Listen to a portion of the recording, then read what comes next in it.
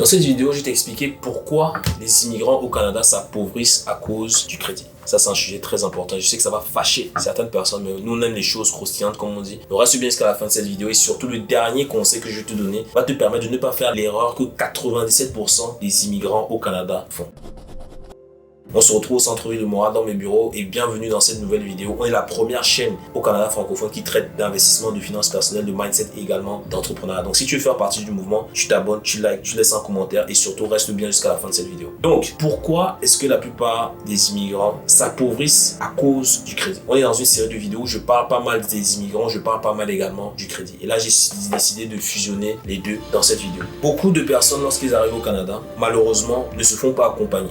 Moi je te donne mon exemple. Lorsque je suis arrivé au Canada, on ne m'a jamais expliqué comment fonctionne le crédit, comment fonctionne le bureau de crédit, comment utiliser le crédit à des fins d'enrichissement. Parce que la plupart des personnes voient le crédit comme un outil de consommation. Je prends du crédit pour payer d'autres dettes, je prends du crédit pour payer une voiture, je prends du crédit pour partir en vacances, pour m'acheter des vêtements, pour m'acheter des téléphones. Non, c'est pas ce qu'il faut faire. Et beaucoup de personnes voient le crédit comme un moyen de reporter leurs dépenses en fait. Et ça, c'est pas une bonne chose parce que ça s'appelle mourir à petit feu. Tu sais très bien que si tu prends cet argent-là, tu vas avoir du mal à le payer, mais tu le fais quand même en te disant non, on va voir comment on va gérer après. Non, ça, c'est pas une bonne chose. Et qu'est-ce qui va se passer après? C'est que ces personnes vont se retrouver dans un cercle infernal de tout le temps payer du crédit, payer de la dette. Et au final, se retrouver endettés jusqu'à la fin de leur jour. Ça, c'est l'un des problèmes qu'ont la plupart des immigrants. C'est-à-dire, c'est qu'ils arrivent, ils ne prennent aucune information, ils ne prennent aucune connaissance sur comment fonctionnent les choses en fait. Et ça me fait rire parce qu'il y a de cela quelques années, lorsque je faisais mes vidéos, il y a des personnes sur ma chaîne YouTube, des personnes qui disent que voilà, je suis un vendeur de rêves, etc.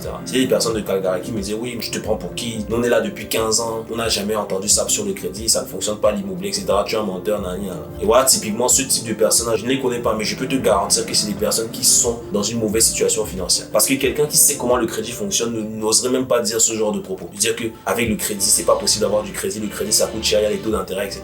Tout ça parce que ces personnes-là ne savent pas comment exploiter le crédit à leurs avantages. Pourquoi est-ce qu'on a d'autres communautés qui arrivent à bâtir des empires immobiliers, à bâtir des empires dans des franchises, à bâtir des empires, même que ce soit dans le consulting, etc., usant le crédit? On organise un événement où on permet aux personnes d'aller chercher l'équivalent de 50 000 $ de mise de fonds. Okay? Et tu as deux types de personnes. Tu vas avoir des personnes qui vont voir le crédit en se disant ah non mais lui il parle de crédit, ça coûte de l'argent parce qu'il y a le taux d'intérêt. Okay? Alors que nous, dans cet événement, on te dit prends le crédit et investis-le uniquement pour que ça te ramène de l'argent. Donc on lève l'objection par rapport à ça. C'est-à-dire que moi je n'irai jamais te dire prends le crédit et va acheter une voiture. Moi je dis prends le crédit, même si le crédit te coûte 10%, investis-le à 10-11%. Soit tu gagnes rien, soit tu gagnes quand même 1%, mais au moins tu gagnes le capital tous les mois que tu rembourses. Ok? Mais ces mêmes personnes qui vont dire que oui, le crédit c'est une mauvaise chose, n'ont pas eu de mal à prendre le 50 000 de crédit pour acheter un véhicule qui perd 20% de sa valeur au même moment où ils mettent le contact tac pour la première fois. Félicitations, voilà un bon investissement. Et je sais parmi vous, il y a bon nombre de personnes parmi vous qui sont tombées dans ce piège-là. Lorsque vous utilisez du crédit à des fins de consommation, vous perdez de l'argent. Lorsque vous utilisez le crédit à des fins d'investissement en vue de générer du rendement, vous vous enrichissez. Prends le 50 000 à crédit, investis-le dans un bien ou dans peu importe le véhicule, de manière à ce que ça te rapporte de quoi payer le leasing de ta voiture tous les mois, tout simplement. Moi, j'aime bien donner l'exemple de ce téléphone-là. Ça, c'est le meilleur exemple que je peux te donner. Ce téléphone-là, je le paye grâce à une place de stationnement que j'ai acheté à 15 000 € en France avec du crédit. J'aurais pu faire la chose suivante de me dire, ok, je prends 15 000 € de crédit et j'achète 15 iPhones, par exemple. Qu'est-ce que j'ai fait? Moi, j'ai pris 15 000 € de crédit. Je me suis dit, ok, je vais acheter une place de stationnement qui va me rapporter 150 €, 200 € tous les mois. Maintenant, avec ce 150 €, 200 € tous les mois, qu'est-ce que je fais? C'est que je peux payer tous les mois mon téléphone à crédit ou en leasing. Je sais pas si on fait du leasing pour le téléphone, mais en tout cas, je peux louer mon téléphone au mois. Je peux payer mon téléphone au mois. Donc, même si je prends le téléphone, je le balance à la fenêtre, il n'y a pas de problème. J'appelle un autre provider de téléphone, je dis, j'aimerais avoir un nouveau téléphone, ça coûte combien? 150 $ par mois. Allez hop, terminé. Ma place de stationnement paye les dépenses.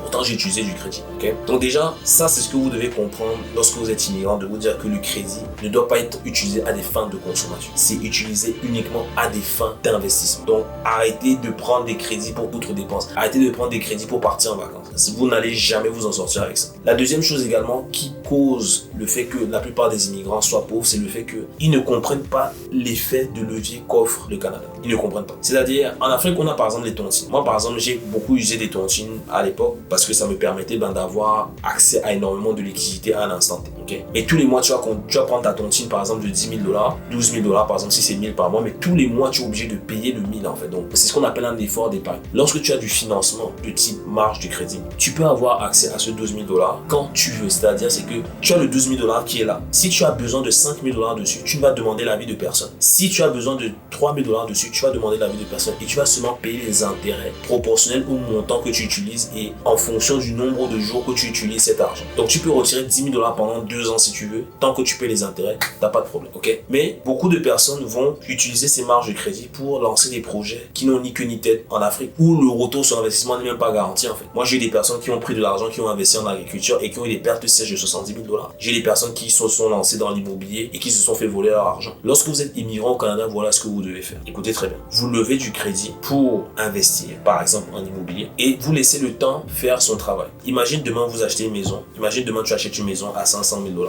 Okay. Peut-être tu as utilisé 50 000 $ de crédit pour acheter cette maison à 500 000 $. C'est-à-dire que tu as pris 50 000 $ de crédit pour faire la mise de fonds pour acheter cette maison à 500 000 $. Dans 3 ans, 5 ans, cette maison vaut 700 000 $. Tu vas pouvoir récupérer 80% de l'équité que tu as créée. Donc, je vais arrondir, on va dire, tu vas récupérer peut-être 150 000 $. En plus, tu refinances auprès de la banque te redonne 150 000 $. Maintenant, avec ce 150 000 $ là, tu peux te dire, bon, je prends 100 000 $ que je garde pour acheter d'autres biens immobiliers et le 50 000 $, je peux maintenant l'investir en Afrique pour construire une maison, peu importe. Comme ça, même si tu as une perte sèche, tu ne vas pas tout perdre en fait. C'est que quand même, tu auras eu un autre profit de 100 000 $ derrière sur les 150 000. Tu vois, donc il faut voir les choses autrement. Utilisez la dette pour vous bâtir des actifs qui vont vous générer plus de liquidités que vous pourrez prendre en partie pour lancer des projets. Même si ce projet foire, vous n'aurez pas tout perdu parce que la maison elle est toujours là ou l'immeuble est toujours là. Okay? Contrairement à d'autres personnes qui vont prendre tout l'argent et se dire ok, j'ai débloqué 50 000 $ de marge de crédit, j'achète une ferme ou je sais pas quoi et let's go. Après, ils s'étonnent en disant ah, j'ai perdu tout l'argent. Et des personnes comme ça, on en a plein, même parmi nos participants. On a des personnes qui débloquent du 100 000, 150 000, 200 000 et qui vont tout prendre et vont mettre dans un projet en Afrique. Je suis pas en train de dire qu'il ne faut pas investir en Afrique, je ne dirai jamais ça. Ce que moi je vous dis, c'est de profiter de l'effet de levier qu'offre l'immobilier, le fait d'avoir accès à beaucoup plus de liquidités pour pouvoir investir d'abord de façon sécuritaire parce que l'immobilier, c'est quelque chose de, je vais pas dire de 100% sûr, mais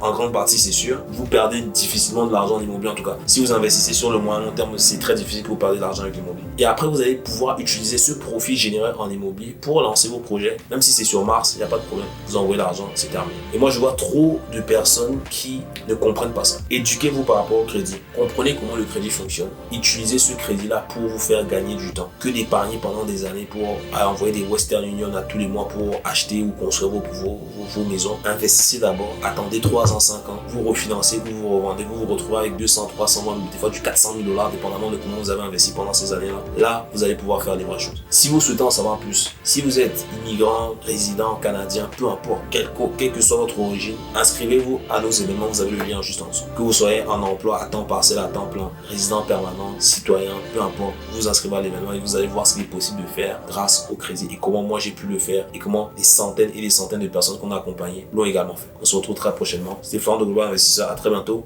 Ciao.